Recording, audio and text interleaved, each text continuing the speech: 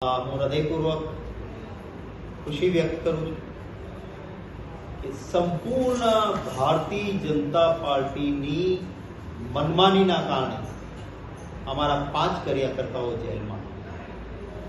કહેવાય છે દરબાર में ऊपर वाले के देर है अंधेर नहीं. આજે ન્યાય મળ્યો છે. થોડો વિલંબ જરૂર થયો. નામદાર હાઈકોર્ટનો આભાર માનીશ. સત્યમેવ જયતે.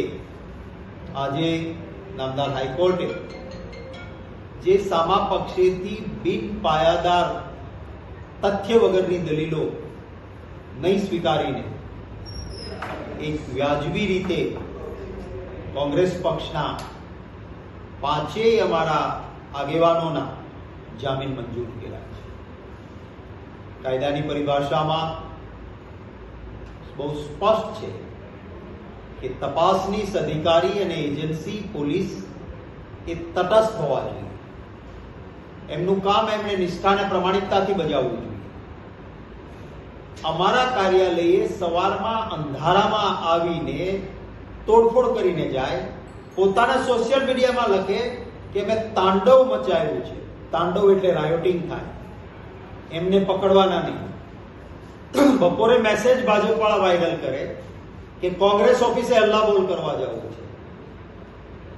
અમે પોલીસને જાણ કરીએ, કંટ્રોલને, કે ભાઈ આ વાયરલ મેસેજ થયો છે, અમારા કાર્યાલય ઉપર આ સવારે તોડફોડ કરી ગયા, પાછા આવવાની વાત કરે છે, બંદોબસ્ત રાખવા અમને પકડો.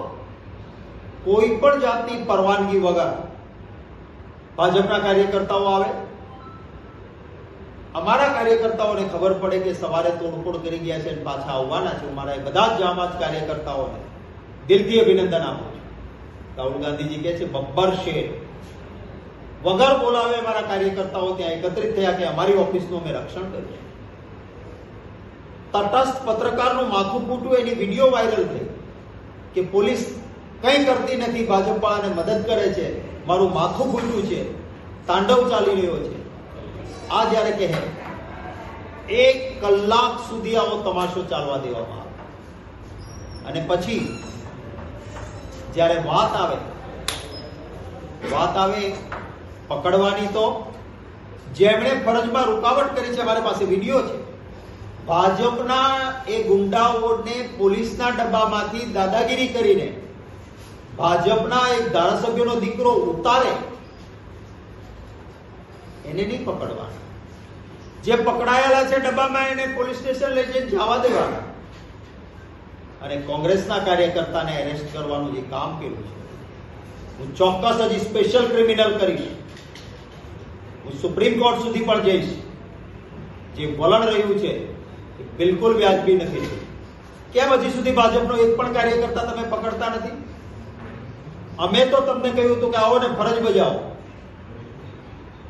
તમે તમારી ફરજ બજાવી નહીં, પોલીસ તંત્રએ. અને અમારા માણસોને તમે આટલા દિવસ અંદર રાખવાની વાત કરતા હતા. આજે પણ જે રીતે ઇન્વેસ્ટિગેશન ઓફિસર સાવ ખોટી રીતે ગઈકાલે કોર્ટમાં હાજર હતા, છતાં ભાગી જવાનું કે ડેટ પડી જાય લાંબી. નામદાર હાઈકોર્ટનો આભાર માનીશ કે નામદાર હાઈકોર્ટે લાંબી ડેટ ના આપી. આજે આઈઓને હાજર રહેવું પડ્યું અને ત્યારે પણ મિસગાઈડ કરવાના પ્રયત્નો. નામદાર હાઈકોર્ટ, અમે એને માય લોર્ડ કહીએ છીએ, એ રીતે એમણે એક ઈશ્વરીય દ્રષ્ટિ રાખીને પરિસ્થિતિ જોઈને 5 જામીન આપ્યા છે. અમારા એડવોકેટ હૃદયભાઈ બુચ કોંગ્રેસ પક્ષના અમારા કાર્યકર્તાઓથી એપિયર થયા હતા. ખૂબ સારી મુદ્દાસરની એમણે દલીલો કરી. હૃદયભાઈ બુચનો આભાર માનું છું. અમારી આખી લીગલ ટીમ, ભાઈ શ્રી પંકજભાઈ ચાપાનેરી, ભાઈ ઇકબાલ શેખ, ભાઈ યોગેશભાઈ, ભાઈ શ્રી નિકુંજ બલ્લર, નામ ગણાવું તો ઘણા બધા, અને નીચેની કોર્ટમાંથી ભાઈ શ્રી ગુલાબ ખાનભાઈ અને એમની ટીમના મિત્રો સતત મને આ લડત દરમિયાન સહયોગ આપ્યો છે. એમનો પણ હું સૌ વકીલ મિત્રોનો આભાર માનું છું. આગળ પોલીસ નિષ્પક્ષતાથી કામ કરે, એ પ્રજાના સેવકો છે. કોઈ પોલિટિકલ પાર્ટી પાવરમાં આવે એના નોકરો નથી.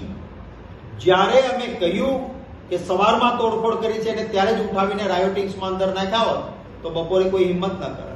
બપોરે આવે છે એના મેસેજ વાયરલ, પથ્થરબાજી કરવા આવે છે એવા મેસેજ. અમે પોલીસ કંટ્રોલને કહ્યા પછી વગર મંજૂરી આવતા લોકોને અમારા ઓફિસના રસ્તે શું કામ વળવા દે? આશ્રમ રોડથી જ એને પકડીને લઈ જવા જોઈએ. અમને તો ક્યારેય તમે આંદોલન કરવા દેતા નથી. વગર મંજૂરી આ ગુંડાઓ આવ્યા, એને કેમ પોલીસે આવવા દીધા? પોલીસ તોહમતદારના કઠેરામાં જરૂર છે. 121 એટલે કે ફરજમાં રૂકાવટ કેવી રીતે અમારા સામે લાગે ભાઈ? ફરજ બજાવવા તો અમે તમને બોલાવ્યા હતા, તમે તમારી ફરજ બજાવી નહીં. ભાજપ વાળાએ તમારા પર પથ્થરમારો કરે, ફરજ બજાવવા ન દે અને ઉલટો ચોર કોટવાળને ડંડે.